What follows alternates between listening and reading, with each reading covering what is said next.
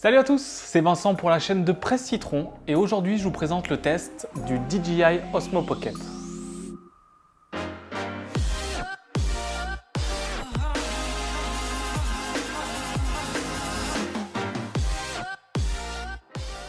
C'est une petite surprise en cette fin d'année, donc DJI sort un nouveau membre dans la gamme Osmo qui a le Osmo Mobile pour les téléphones et les Osmo classiques qui intégraient déjà une caméra. Et là le Osmo Pocket c'est le plus compact de tous leurs stabilisateurs. Dans la boîte vous retrouvez donc le Osmo Pocket, c'est logique, un câble de chargement USB vers USB-C parce que le Pocket a un port USB-C. Il y a deux petits adaptateurs pour iPhone, donc un adaptateur Lightning et pour les téléphones Android sous USB-C. Il y a surtout une housse de transport qui vous permet de transporter le Osmo Pocket dans votre poche, poche, on a compris, ou dans votre sac sans jamais l'endommager. C'est un produit, c'est une claque, hein. Moi j'ai peu d'objets tech chaque année qui me font cette sensation. Vous le verrez en fin de vidéo, je pense vraiment que ce Osmo Pocket peut faire beaucoup de mal à GoPro, même si ce n'est pas pour moi un concurrent frontal. La conception elle est au top, on a l'habitude avec DJI, les matériaux sont là, la finition donne une sensation de premium. Ça a l'air d'être un appareil robuste, même si ce n'est pas une action cam, donc vous n'allez pas le mettre sur votre voiture, vous n'allez pas, enfin je vous conseille pas de faire du ski avec quoi que ce soit. En cas de chute, je pense que le gimbal sera éclaté, mais c'est vraiment très bien fini.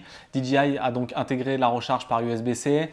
Il y a ce petit connecteur maison qui va vous permettre d'ajouter des accessoires comme un port pour le micro, une molette pour pouvoir utiliser comme un joystick, et c'est vraiment un produit hyper bien pensé. La Osmo Pocket, elle est capable de filmer jusqu'en 4K à 60 images secondes, donc vous pourrez faire des ralentis, vous pouvez aussi filmer en 1080p. Elle permet de prendre des photos, même si je trouve que c'est pas très utile sur un produit comme ça. Vous pouvez, avec le mode panorama, prendre 9 photos qui vont vous faire une photo beaucoup plus large. Il y a, comme sur les autres Osmo, un mode time-lapse, donc vous posez le Osmo Pocket, vous dites tu me prends 5 minutes, une photo toutes les 5 secondes et ça va vous faire une vidéo assez courte du mouvement de ce que vous voyez. Et il y a aussi le motion time-lapse, donc vous allez soit depuis le Osmo Pocket, soit depuis l'application, définir des points A, B, C, D si vous le voulez. Et ça va vous faire un time-lapse qui est en mouvement comme vous le voyez sur cette image. Il y a un mode qui m'a surpris, je ne m'y attendais pas, c'est peut-être gadget pour beaucoup, moi je trouve que c'est vraiment très bien fait, c'est le mode story. Donc en fait, vous avez une séquence qui est programmée, vous allez tourner 4 vidéos de X secondes et il y a un effet qui va être fait par le gimbal et ça vous donne un montage de ce style.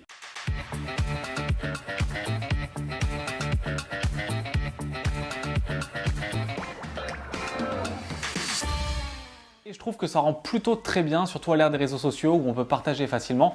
En parlant de réseaux sociaux, si vous mettez votre smartphone à la verticale, le Osmo Pocket passera en mode vertical et ça c'est plutôt cool pour les gens qui veulent faire des stories Snap ou Insta. C'est plutôt très bien pensé de la part de DJI. Le plus important pour un stabilisateur, c'est quels sont les modes de stabilisation. Donc déjà sur le Osmo Pocket, vous allez devoir au début choisir si c'est un mode marche ou course, ce qui va en fait accélérer ou ralentir les mouvements de la caméra. Donc si vous avez un sujet rapide, il faut choisir le mode course. Sinon, le mode marche va très bien et les mouvements sont très fluides.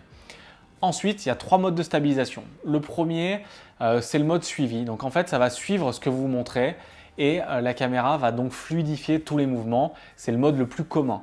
Le deuxième s'appelle le mode verrouillage. Donc la caméra est verrouillée au niveau horizontal et quel que soit vos mouvements, elle ne va pas bouger. Et donc vous pourrez faire des plans assez sympas, notamment un plan en mettant la caméra à ras le sol et ça c'est plutôt très bien pensé. Le mode que je préfère, c'est le mode FPV, il vous permet de faire beaucoup de prises de vue différentes, dont ce fameux effet où vous tournez la caméra et ça vous donne une petite sensation de vertige. J'aime beaucoup ce que ça redonne et je pense qu'avec un peu de pratique, on peut faire des plans vraiment excellents avec le Osmo Pocket. Pour l'utiliser, vous avez 2 solutions, 3 en réalité, mais 2 principales. La première, c'est d'utiliser l'Osmo Pocket sans téléphone. Donc pour ça, il est très bien fait pour tenir dans la paume de la main, la caméra prend très peu de place au final et il y a un petit écran tactile sur le devant qui vous donne accès à tous les réglages, à tous les modes et surtout à une prévisualisation de ce que vous êtes en train de filmer. Et franchement, il est tout petit cet écran tactile et l'UX est très bien faite. Le deuxième mode, c'est le mode smartphone. Donc vous pouvez soit utiliser les adaptateurs fournis, soit acheter l'accessoire qui vous permet de le contrôler sans fil. Et en fait là, vous allez avoir accès à l'application qui va vous donner un peu plus de réglages que ce qu'il y a sur l'écran tactile, dont le fameux mode story qui n'est possible que via l'application mobile. Et il y a aussi l'Active Track en sélectionnant un sujet, en tirant un rectangle par-dessus. Et c'est comme sur les drones de DJI, ça marche plutôt très bien. Sachant que là, il y a quelques petites saccades pour l'instant, mais je suis sur une application en bêta car le Osmo Pocket sort le 15 décembre officiellement, les applis ne sont qu'en bêta. Il y a une petite différence avec les autres Osmo, c'est qu'il n'y a pas de joystick. Donc pour faire bouger le gimbal, si vous n'avez pas de téléphone, la seule solution c'est de poser votre doigt sur la partie droite de l'écran et vous pourrez monter et descendre le gimbal, pas de mouvement sur le côté. Si vous voulez faire des mouvements sur le côté, il va falloir acheter l'accessoire compatible qui sert à ça, qui s'appelle la roue ou la molette, je ne sais plus, qui vous permettra de faire des pannes et des tilts. Je pense que c'est une stratégie de DJI. Ils vont proposer de plus en plus d'accessoires, que ce soit le micro, le kit sans fil ou encore cette fameuse molette pour faire monter un peu le panier moyen. Alors je vous disais en début de vidéo, pour moi ça pourrait faire beaucoup de mal à GoPro. Alors pourquoi je pense ça?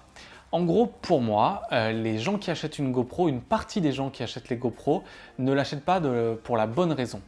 En gros, moi c'est ce qui m'est arrivé quand j'ai acheté ma première GoPro, la GoPro Hero 3, j'ai fait 3 et 5.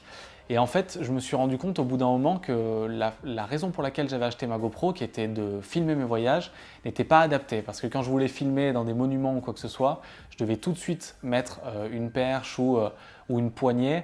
Le format ne tient pas vraiment dans la main. Et en fait, la seule façon pour laquelle j'utilise aujourd'hui ma GoPro 5, c'est uniquement pour les plans sous-marins.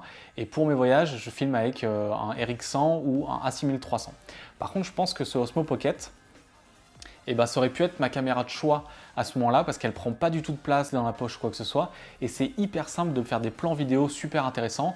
C'est pour ça que je pense que ça va faire du mal à GoPro parce que même si ce n'est pas une concurrente directe de la GoPro Hero 7, malgré qu'elle ait une excellente stabilisation optique, il y a d'un côté une caméra qui va pouvoir vous suivre au quotidien et de l'autre une vraie action cam. Et du coup, je pense qu'il y a pas mal d'acheteurs qui vont se reporter sur la Osmo Pocket plutôt que les nouvelles GoPro. Il y a aussi une différence, la GoPro la plus haut de gamme aujourd'hui coûte 429 €, la Osmo Pocket coûte 359 €. Je sens que ce produit peut être vraiment un best-seller en puissance pour tous les gens qui s'intéressent de près ou de loin à la vidéo. Je vous remercie d'avoir aidé cette vidéo sur la chaîne de Presse Citron. Donc si vous l'avez aimé, n'hésitez pas à laisser un pouce bleu, à vous abonner à la chaîne pour ne pas rater les prochaines vidéos. Si vous avez des questions sur le Osmo Pocket, posez-les-moi en commentaire, je me ferai un plaisir d'y répondre. Concernant les prochaines vidéos que je vais faire, la première c'est sur un objet qui n'est pas disponible en France, c'est un assistant vocal avec écran. Je vous laisse deviner en commentaire duquel il s'agit. Et les vidéos d'après seront en direct du CES comme on fait chaque année. Donc vous pourrez suivre les innovations du salon avec les Innovation Awards, avec le CES Unveiled. Donc abonnez-vous si vous voulez rien rater. Moi je vous donne rendez-vous dans la prochaine vidéo sur cet assistant vocal mystère. À bientôt.